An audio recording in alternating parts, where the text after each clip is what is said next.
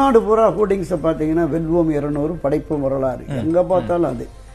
இதுவரையிலும் திராவிட முன்னேற்ற கழகம் இந்த தேர்தலை சந்திச்ச இத்தனை தேர்தல்களை விடவும் இந்த தேர்தலில் அவங்க காட்டுகிற தீவிரத்தன்மை இருக்குல்ல, கடைசி தொண்டனிலிருந்து முதன்மை பொறுப்பில் திமுகவின் தலைமை பொறுப்பில் இருக்கிற திரு மு.க. ஸ்டாலின் வரைக்கும் மிக தீவிரமாக தேர்தல் களமாடுகிறார்கள். இதுவரையிலும் கேள்விப்பற்றாத வகையில் கட்சிகளுக்கு நிர்வாகிகளுக்கு பணம் போய் சேருது.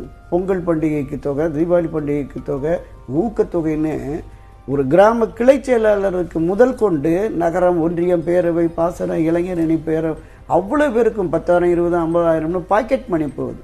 இந்த பூத் கமிட்டி பாக பொறுப்பாளர்களுக்கெல்லாம் தேர்தலுக்கு ஒரு வாரத்துக்கு முன்பு தான் அவங்கள்ட்ட போட்டோ வாங்கி யாரெல்லாம் இருக்குன்னு இது வரைக்கும் அப்படிதான் பண்ணுவாங்க. குறைந்தபட்சம் ஒரு மாசத்துக்கு முன்னாடியாவது. ஆனா இப்போ 8 மாசத்துக்கு முன்னாடியே பூத் கமிட்டி, பாக கமிட்டி, தொகுதி பொறுப்பாளர்கள், நாடாளுமன்ற தொகுதி பொறுப்பாளர்கள், மண்டல குழு பொறுப்பாளர்கள், மாவட்ட பொறுப்பாளர்கள், இவர்களை கண்காணிக்க அமைச்சர்கள், ஒவ்வொரு அமைச்சர்களுக்கும் 10 தொகுதி 12 தொகுதி. நான் கேள்விப்பட்டேன் சில அமைச்சர்கள்ட்ட வெற்றி பெற்றா சென்னைக்கு வா, இல்லாட்டி ஊர்லயே இருந்துருன்னு சொல்லிட்டாராம். அந்த அளவிற்கு அவர் தீவிரமா இருக்கிறார். உடன்பிறப்பே வான் அந்த பெண்ணின் ஒரு அமைப்பு இருக்குல்ல, அவங்க 60-70 தொகுதிகள்ல நமக்கு பின்னடைவு இருக்குன்னு சொன்ன உடனே அந்த 70 தொகுதிகளை சார்ந்த நிர்வாகிகளை பூரா உடன்பிறப்பே வான்னு கூப்பிட்டு அவங்களெல்லாம் பேசி சரி பண்ணி வெற்றி முக்கியம், பணம் பொருட்டு இல்லைங்கிற மாதிரி அமைச்சிருக்காருன்னு கேள்விப்பட்டேன்.